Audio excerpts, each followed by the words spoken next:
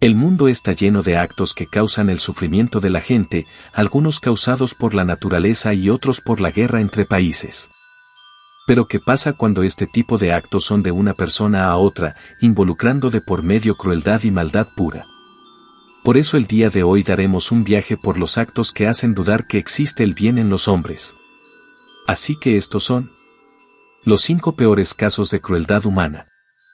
Antes de empezar con el top en este video, no se tocarán holocaustos ni crímenes de guerra, ya que dan para su propio video. Número 5. Hasta hace pocas décadas, muchos psiquiatras aún ignoraban las consecuencias que se producen en el cerebro de las personas que son rechazadas, especialmente cuando sucede en edades muy tempranas. Fueron los casos de niños y niñas encerrados o confinados a espacios minúsculos descubiertos por la policía, los que permitieron evaluar el daño que provoca dicho aislamiento. Uno de los casos más conocidos fue la historia de Ginny, una niña maltratada desde finales de los años 50 hasta 1970 por Clark Wally, su padre, cuando era una bebé de 22 meses de edad. Clark era un hombre criado en varios orfanatos y familias de adopción. Ya de adulto, fue soldado en la Segunda Guerra Mundial. Era agresivo, odiaba los ruidos, y a los niños también. Aún así, se casó con Irene Oglesby, una inmigrante muy humilde y sin educación. Pero todo se volvió más terrorífico el día que un conductor borracho atropelló a su última madre adoptiva.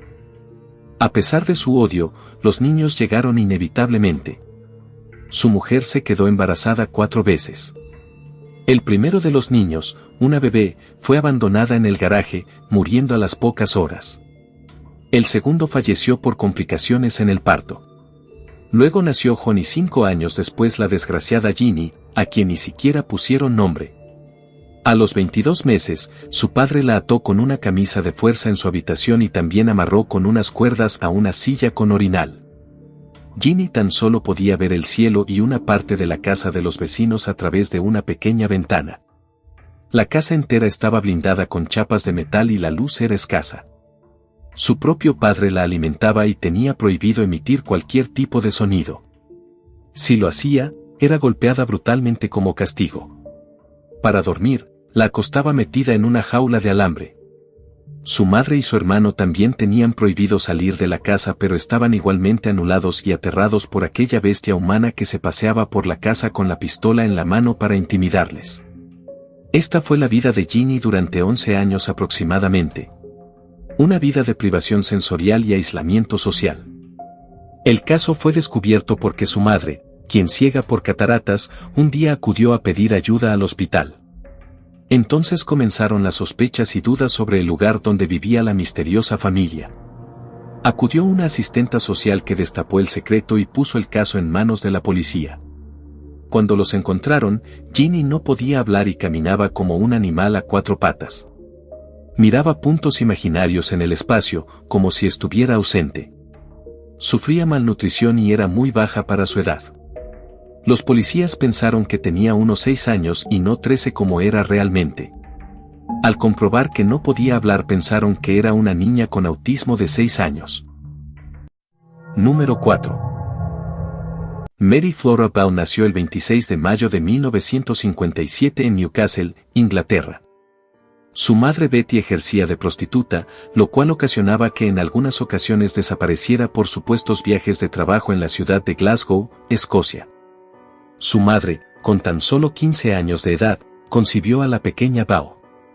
Por parte de su padre, nunca lo conoció, aunque la mayor parte de su vida creyó que era el criminal llamado Billy Ball, quien fue arrestado por el delito de robo a mano armada. Durante su infancia, Mary Ball sufrió varios maltratos por parte de su madre. Por ejemplo, cuando ella se orinaba en la cama y le frotaba las sábanas mojadas en la cara o dejaba secando el colchón frente a la ventana para humillarla ante los vecinos. En más de una ocasión fue víctima de intentos de homicidio. Su madre organizaba las posibles situaciones del crimen como si fueran un accidente. A los 2 años de edad, Mary estudiaba en la guardería cuando ahorcó a uno de sus compañeros. Su maestra se dio cuenta de la grave situación y reaccionó ante la pequeña. El 11 de mayo de 1968 empujó a su primo de 3 años de edad desde la cornisa de la casa de sus familiares y cayó en todo el cemento, causándole graves daños que le impidieron caminar por un largo tiempo de recuperación. El sábado 25 de mayo de 1968, con 10 años de edad, llevó a una casa abandonada a Martin Brown, un niño de 4 años, para asfixiarlo con sus propias manos, causándole la muerte en ese lugar. La familia de la víctima empezó una búsqueda exhaustiva, hasta que fue hallado por unos jóvenes que entraron a jugar a ese sitio. Según la policía local, no se encontró gran señal de violencia, solo sangre en su saliva y un tarro de analgésicos vacío al lado del cadáver, por lo que se asumió que Martin había consumido los medicamentos por error y que su muerte había sido solo un accidente. Semanas después del primer caso, asesinó a Brian Howe, de 3 años, luego de convencerlo junto con su amiga Norma para que fueran a jugar en un terreno abandonado. Entre bloques de concreto y vegetación, Murray le tapó la nariz con sus dedos por un largo tiempo y al final lo estranguló. Incluso, escribió sobre el cuerpo una M en su estómago con una cuchilla de afeitar, además de cortarle el órgano genital y unos mechones de cabello con unas tijeras.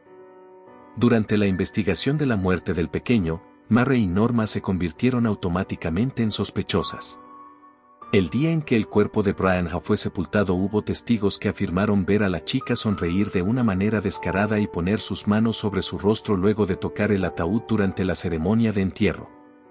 Fue llamada a un interrogatorio, donde relató toda una historia falsa que no tuvo mucha concordancia, y terminó más involucrada en el caso. Número 3. Los Turpin, la pareja que confinó y torturó a 12 de sus 13 hijos durante años en la conocida como Casa de los Horrores en California, han sido condenados este viernes a cadena perpetua, en una audiencia en la que se leyeron sentidos testimonios. David Turpin, de 57 años, y Louise Chopin, de 50, se habían declarado culpables de 14 delitos, incluyendo tortura, abuso infantil y secuestro, y la sentencia que leyó el juez Bernard J. Swartz ya estaba prevista. A los padres se les acusó de tortura, confinamiento y abuso infantil a 12 de sus 13 hijos biológicos, a quienes golpearon y estrangularon, además de castigarlos encadenándolos a sus camas, mantenerlos desnutridos, permitirles una ducha a la AO y nunca llevarlos al médico o a un odontólogo. Siento mucho todo lo que he hecho a mis niños, los amo mucho, dijo ella conteniendo las lágrimas en una declaración antes de escuchar su sentencia. Solo quiero lo mejor para ellos, su felicidad es muy importante. Quiero que sepan lo especial que son y lo orgullosa que estoy de ellos. Nunca quise lastimarlos, dijo él. Rezo para que se mantengan unidos y se cuiden los unos a los otros dado que mamá y papá no podrán estar ahí. Los 13 hermanos, entre 3 y 30 años, están al cuidado de los servicios de protección de niños y adultos del condado. Número 2. El 30 de septiembre de 1999, un evento catastrófico tuvo lugar en la planta de enriquecimiento de uranio de Tokaimura, ubicada en la prefectura de Ibaraki, Japón. Un equipo de trabajadores de la empresa JCO, responsable de la planta, cometió un error grave durante el proceso de fabricación de combustible nuclear. En lugar de verter una solución de uranio en un tanque de acero inoxidable de tamaño estándar, lo hicieron en un recipiente mucho más grande, violando las normas de seguridad. Este descuido desencadenó una reacción nuclear en cadena, liberando una cantidad significativa de radiación. El accidente de Tokaimura fue clasificado como un evento de nivel 4 en la escala internacional de accidentes nucleares, lo que significa que tuvo consecuencias graves pero no se extendió fuera de la planta.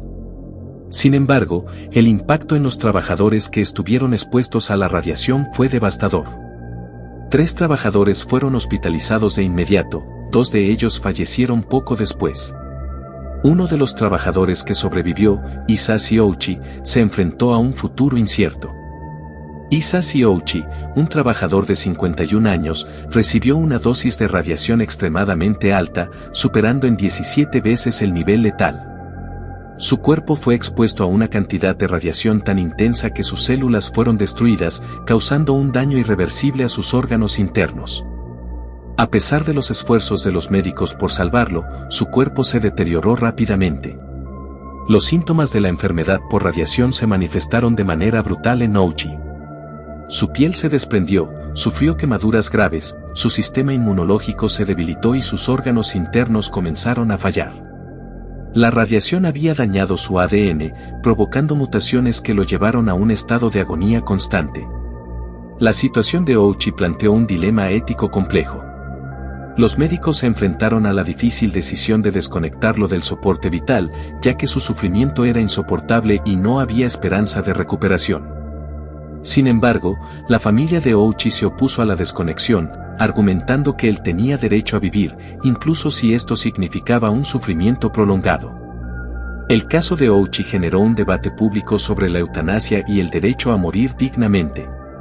La sociedad japonesa se dividió en dos bandos, aquellos que apoyaban la desconexión de Ouchi para poner fin a su sufrimiento y aquellos que defendían el derecho a la vida, incluso en condiciones extremas. Finalmente, después de 83 días de agonía, los médicos decidieron desconectar a Ouchi del soporte vital. Su muerte fue anunciada el 21 de diciembre de 1999. La historia de Hisashi Ouchi se convirtió en un símbolo de la tragedia de la energía nuclear y el impacto devastador de la radiación en el cuerpo humano. Número 1. La historia de Junko Furuta aún resuena en Japón, especialmente entre los adolescentes. Furuta era una joven de 16 años que vivía en Tokio y llevaba la típica vida de una mujer de su edad que habita en la ciudad, estudiaba en una escuela secundaria y pasaba tiempo con sus amigos los fines de semana. El 25 de noviembre de 1988, cuando volvía en bicicleta del trabajo a su casa, 4 adolescentes, todos de entre 15 y 18 años, la interceptaron. En el grupo se encontraba Hiroshi Miyano, conocido por tener estrechas conexiones con la mafia yakuza. Lo primero que hicieron los secuestradores fue obligarla a llamar a sus padres para decirles que estaba bien y que no volvería a casa. Esa llamada entorpeció la investigación y, sumada a la enorme influencia de la familia Miyano y el terror que fundaba bajo distintos mecanismos, impidió resolver el crimen y salvar a la joven. En total, Furuta pasó 44 días secuestrada, término durante el cual fue violada por los principales autores del crimen y otras personas. También fue golpeada, cortada y sometida a distintas formas de humillación. En total, se calcula que la adolescente sufrió más de 400 violaciones perpetradas por diferentes hombres y que al menos unas 100 personas asistieron a presenciar las sesiones de tortura. Es decir, un centenar de individuos se convirtieron en cómplices del crimen que se extendió a lo largo de un mes y medio.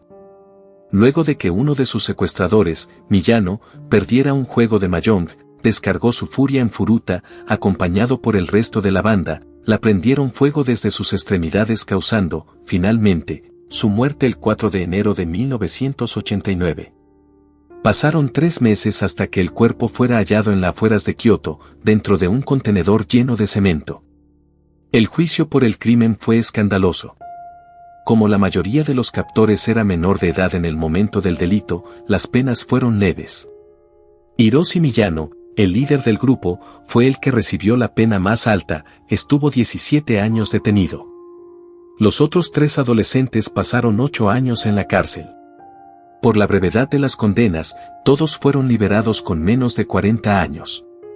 Sin embargo, en 2018, según informó Tokyo Reporter, Shinji Minato, por entonces Nobuaru, volvió a ser detenido, aunque por otro crimen. Reflexionar sobre la crueldad nos obliga a confrontar nuestras propias sombras y a preguntarnos cómo podemos construir un mundo donde estas acciones sean menos probables. No olvides suscribirte, darle like y compartir. Sígueme en las redes sociales del canal. Buenas noches.